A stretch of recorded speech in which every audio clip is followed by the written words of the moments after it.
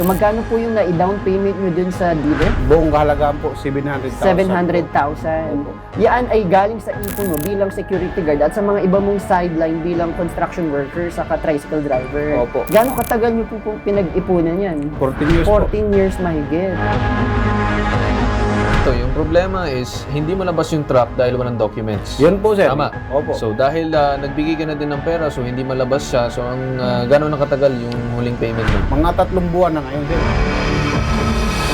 Ano bang gusto mo mangyari? Para sa akin, mas maganda, yung usapan namin, matupad yun.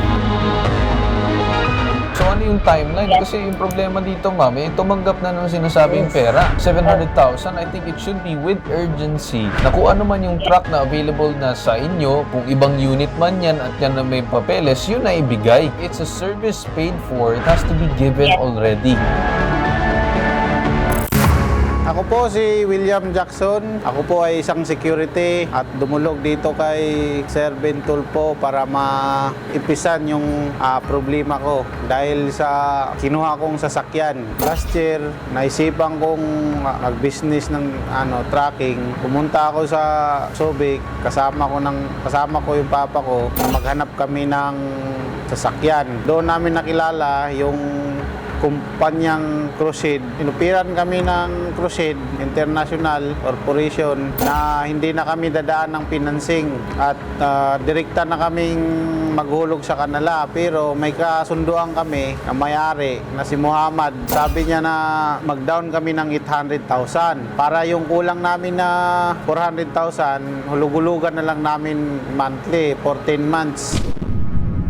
Ngayong May, nagbigay kami ng kabuuang 700,000 para ma-pull out yung unit namin na 10-wheeler wing van. Sa kadahilanan ng Pakistani, lagi na lang nagsasabi na may problema yung processor, matagal, ang ORCR.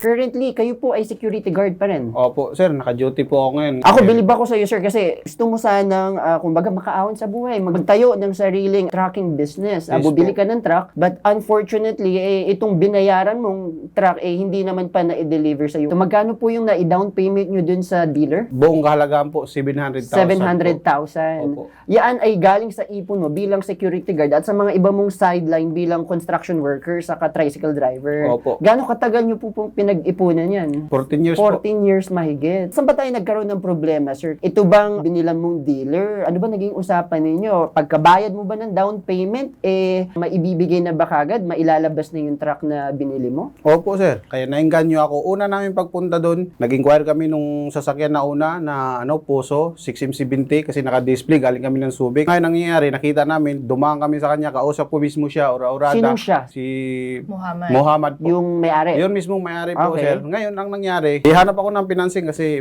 para agad, ma-aproban. Ngayon, kasi siyempre, tinanong sa akin yung mga hindi madaling salita, hindi ako na-aproban. Tapos bumalik ako sa kanya, sir, kung pwede, kunin na lang po namin yung pera kasi hindi kami na-aproban ng financing. Sabi niya, sige, ano mo yung muna. So, pumayag siya na hindi financing. Opo, diretso na. Magdadirect ka sa Opo, kanya. ngayon, yung sabi niya po, sir, sige, ganito, may 1 milyon ka, sir, pasensya na po, wala akong ganong kalaki na pera. Ang kaya ko lang po, sir, magbigay ako sa'yo, mga 500, pasulug-ulugan namin kung pwede na diretso sa'yo. Sabi niya, fix tayo, 700. Tapos, okay. 700 cash, tama? Opo, ma'am, na i-down po. Okay. Tapos, sabay pull out ng sasakyan, magbigay kayo ulit ng 100,000. Okay. Para bali lahat 800,000. Tapos, ang kabuhuan na 400, monthly na. Within 10 months, 40,000. Base ba dun sa naging usapan ninyo, ito, 700, cold cash yan, labas na agad yung truck o hindi pa? Hindi pa po, sir. Kasi yung Saan daw nagka-problema? sa document, lagi niya sinasabi yung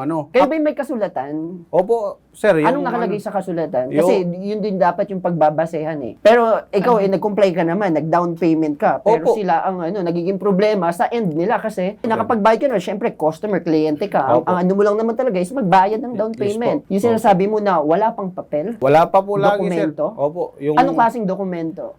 tulad ng sir, yung ORCR po. Kasi Okay. lagi yung katwiran niya, yung processor niya, yung matagal daw. Tapos umuwi pa siya ng Pakistan. Tapos balik naman, update naman ako na update. Sabi niya, this week, this month, Okay, so ganito, yung problema is hindi malabas yung truck dahil walang documents. Yun po, sir. Tama. Opo. So dahil nagbigay ka na din ng pera, so hindi malabas siya, so ang gano'n na katagal yung huling payment mo? Mga 3 buwan na ngayon, sir. 3 months na since sa huling bayad mo at hindi pa Opo. nare-release yung truck. Opo, sir. So ganito, on the line ngayon yung sinasabing secretary nitong ni Muhammad Amar, Khurshid International Trading Corp, yung bentahan ng mga truck.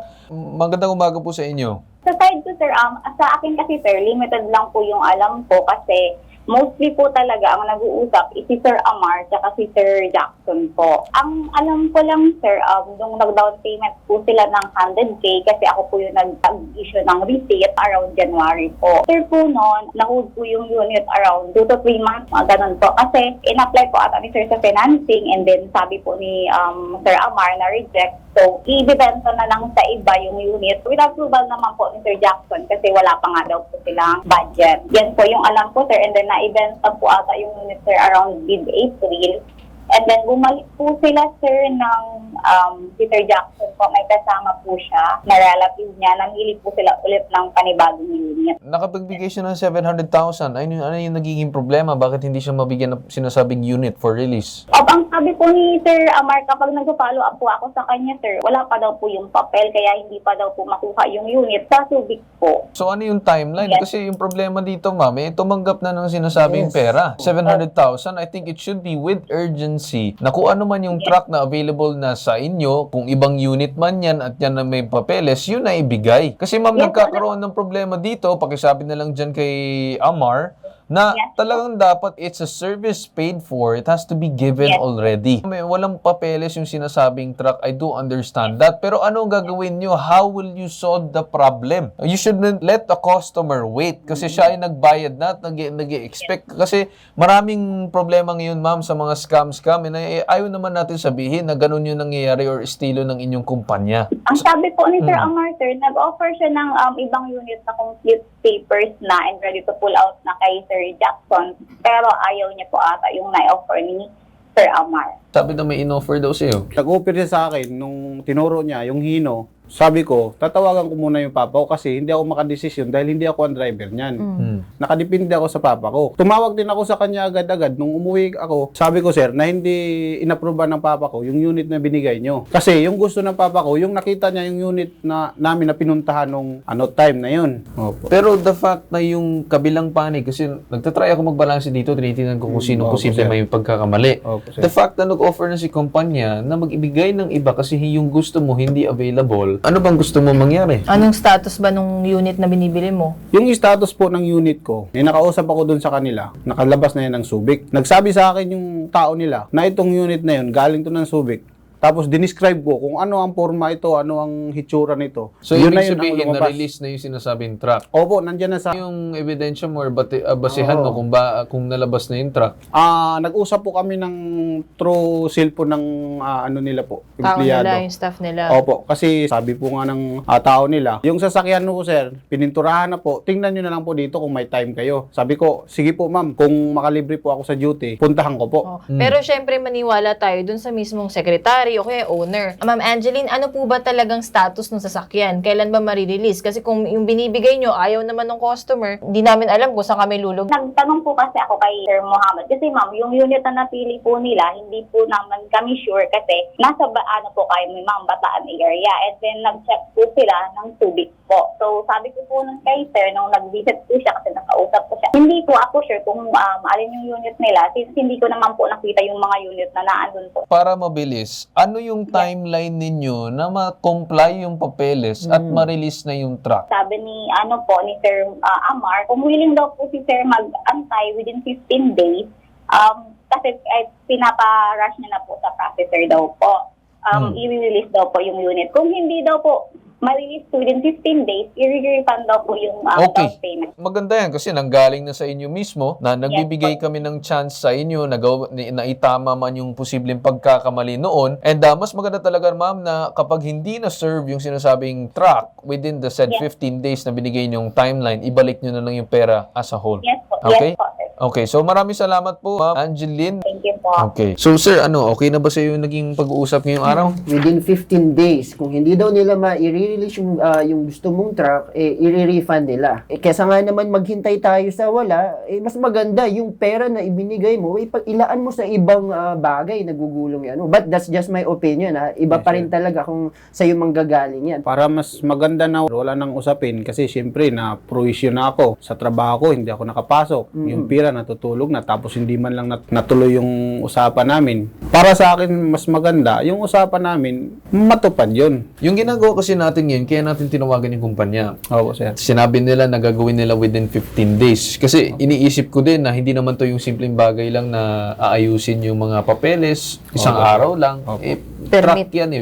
You have to apply a lot of permits dyan, especially kung gagamitin for transportation.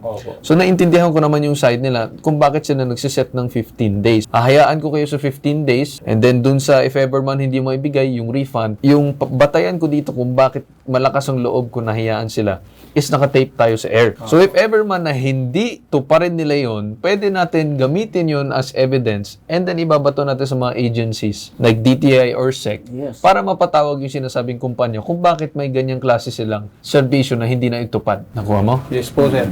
Okay. So, ganun ang gagawin natin muna for now. Hayaan muna natin sila na gawin yung part nila, itama ang kanilang pagkakamali. Yun ay pagbibigay ng chance. Pero once na hindi nila natupad yun, then babalikan natin sila. Okay? Opo, sir. Sige po, sir. Okay. So, maraming salamat, Sir William, paglapit dito sa Bitag at aasahan namin yung magiging aksyon ng kumpanya. Kung hindi, babalikan namin sila. At dyan nagtatapos ang sumbong natin ngayong araw. Ito ang nag-iisang pambansang sumbungan, tulong at serbisyong may tatak. Tatak Bitag, ilalaban ka, di iiwan. Ito ang hashtag ibubitag mo.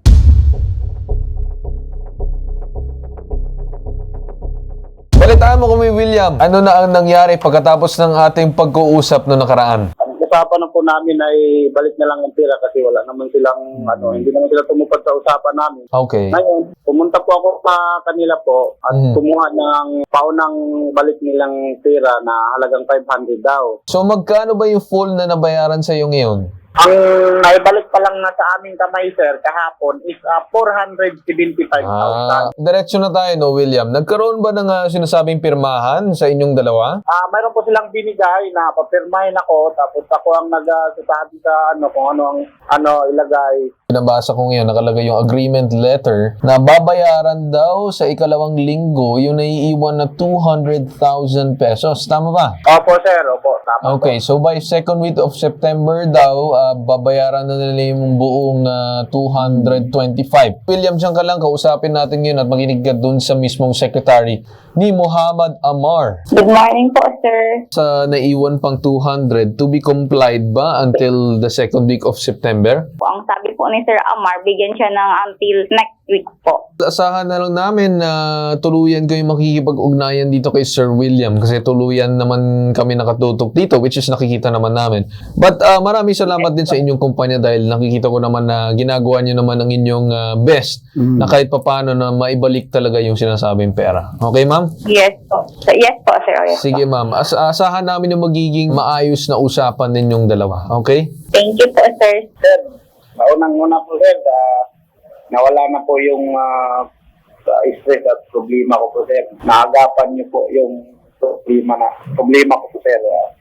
Naging maayos na yung relasyon ng aming mga pamilya. Unang-una, nagpapasalamat po ako sa iyo, sir, Carl, at sa Mampit, at sa iba pang mga kapinditan po. Sige, Sir William, maraming salamat din sa pagtiwala dito sa hashtag ibubitag mo at sa buong organisasyon na bubuo ng Bitag. Opo, sir. Maraming salamat po, sir. Okay, maraming salamat, Sir William Jackson.